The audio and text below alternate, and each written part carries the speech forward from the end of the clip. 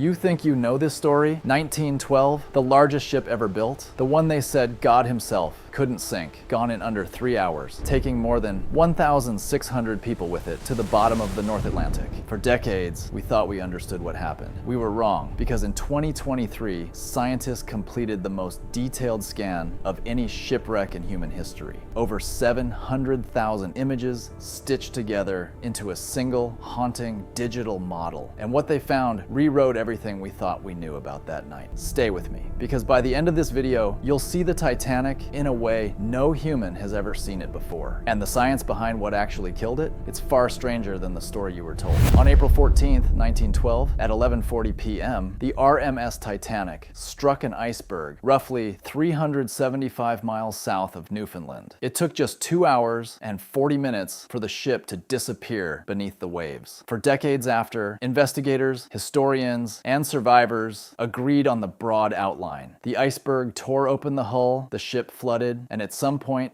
late in the sinking, it broke apart, but no one could agree on exactly how or where. Some eyewitnesses said the ship sank in one piece. Others claimed they watched it split in two. Without physical evidence, both stories were just that, stories. And then in 1985, oceanographer Robert Ballard and his team changed everything. Using remote-controlled underwater robots, they located the wreck sitting nearly 12,600 feet below the surface. That's almost 2.5 miles of water above it. And the images they captured immediately settled one debate. The ship had absolutely broken in two. The bow, the front of the ship, was sitting roughly 2,000 feet away from the stern. But here's where it gets scientifically fascinating and genuinely strange. The two halves looked nothing like each other. The bow, almost recognizable, hauntingly intact. You can still see the railings, the anchor chains, the windows of the grand staircase. If you squinted, you might almost believe it was still a ship. The stern, it looks like a bomb went off inside it. Just a twisted, compressed, obliterated pile of metal. Barely any structure left at all. Why would the same sinking event do such completely different things to two halves of the same ship? That question sat mostly unanswered for nearly 40 years, until the scans. Let's start with the bow and why it survived so well. When the bow broke away and began its descent, it was already heavily flooded. The ship had been taking on water for hours before it split. That actually worked in the bow's favor, because the compartments were filled with water, not air. There were no large internal pressure differentials when it hit the deep ocean. It sank relatively slowly. It glided down at an angle, almost like a giant aircraft coming in for a landing. When it hit the seafloor, the impact was violent. You can see where the bow plowed into the sediment, burying the nose deep into the ocean bed. But the overall structure held together, preserved almost like a time capsule. The stern is a completely different story. And this is the part that genuinely surprised scientists. When the ship broke apart at the surface, the stern section was still largely intact. But unlike the flooded bow, the stern had enormous open spaces. The engine rooms, the boiler rooms, the cargo holds, all still filled with trapped pockets of air. And then it began to sink. Here's the physics. Water pressure increases by roughly 1 atmosphere for every 33 feet of depth. At 12,600 feet, the pressure is approximately 380 times what you'd feel at the ocean's surface. That's 5,600 pounds per square inch pressing in on every surface of the ship. As the stern plunged downward, fast, chaotic spinning, those pockets of trapped air had nowhere to go. The water pressure outside was building so rapidly that the air couldn't compress fast enough. The structure simply couldn't hold. The air pockets imploded, not exploded, imploded. The pressure collapsed inward so violently that it tore the hull plates apart, buckled the decks, and scattered debris across an area nearly the size of a city block. What you see on the seafloor today isn't just a wrecked ship. It's the result of a pressure event so powerful that it shredded steel like paper. Now let's talk about the 2023 digital scan, because this is where the science gets almost unbelievably precise. A team from Magellan Limited deployed underwater robots that spent over 200 hours circling the wreck, capturing more than 700,000 individual photographs. Those images were then stitched together into a single 3D model, the most detailed scan of any shipwreck ever created. For the first time, scientists could study the entire wreck together. Both sections, the debris field, all of it, rather than piecing together separate underwater dives. And the scan immediately began settling old arguments. Take the iceberg damage. For over a century, the popular story was that the iceberg tore a massive gash along the Titanic's hull. A single dramatic wound that doomed the ship. The scan confirmed what earlier investigators had suspected but couldn't prove. There was no giant gash. Instead, the iceberg created a series of small punctures, some of them possibly just a few inches wide, scattered across approximately 300 feet of the hull. The total area of all the damage combined was likely less than 12 square feet, about the size of a large window. But those small punctures flooded 6 watertight compartments. The ship was designed to stay afloat with up to 4 compartments flooded. 6 was beyond what the engineering could handle. The math was brutal and simple. The ship was going down, and there was nothing anyone could do to stop it. The scan also confirmed one of the most quietly heroic stories from that night. A story that doesn't always get the attention it deserves. For more than 2 hours after the collision, while passengers were loading into lifeboats above, a team of engineers and stokers remained deep in the ship's boiler rooms. They kept the engines running. They kept the power on. That power meant the electric lights stayed on across the ship. It meant the davits, the mechanical arms that lower lifeboats, could still be operated. It meant the radio equipment kept running, allowing distress signals to reach passing ships. None of those engineers survived. The scan shows the spaces where they worked, the boiler casings, the equipment housings, still recognizable beneath the wreckage. Evidence frozen in time of choices made in the dark, in rising water, knowing full well what was coming. Here's something that doesn't get talked about enough. The Titanic is dying. Not in a metaphorical sense. Physically, the wreck is deteriorating at an accelerating rate, and scientists estimate that within a few hundred years, possibly less, it could be completely gone. 3 forces are destroying it simultaneously. First, bacteria, a species of iron-eating microbe called Halomonas titanicae, actually named after the ship, is consuming the hull. The rust stalactites you see hanging from the wreck, those are partially bacterial colonies digesting the steel. By some estimates, the bacteria consume roughly 180 kilograms of iron from the ship every day. Second, deep sea currents. These have already knocked apart portions of the structure. Some of the more fragile upper decks have collapsed entirely since Ballard first filmed them in the 1980s. Third, its own weight. The stern in particular is collapsing under gravity. The internal structure that once held everything up is gone. What remains is essentially a hollow steel shell, slowly crushing itself. When researchers compare footage from 1986 to footage from 2023, the changes are visible even to an untrained eye. The iconic crow's nest, where lookout Frederick Fleet spotted the iceberg, has already crumbled away. The officers' quarters are collapsing. The bathtub from Captain Smith's cabin, which appeared in famous photographs for years, has disappeared entirely. This is why the 2023 scan matters so much beyond just scientific discovery. This digital model is now the most complete record of the Titanic that will ever exist. The physical ship will continue to change and degrade.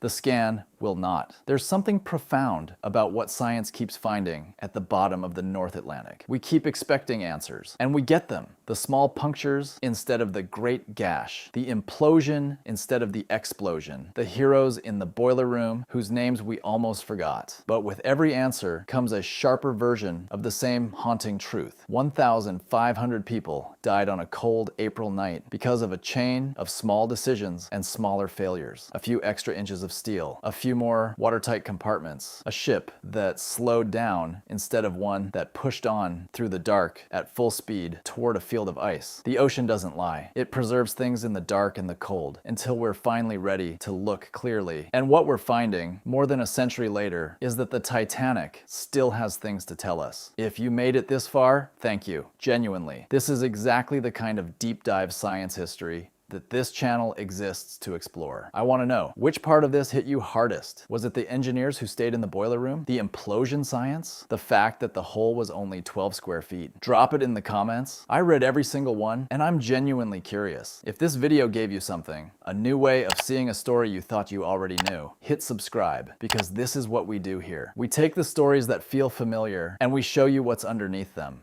Next time, we're looking at another disaster hiding secrets in plain sight. You're not going to want to miss it.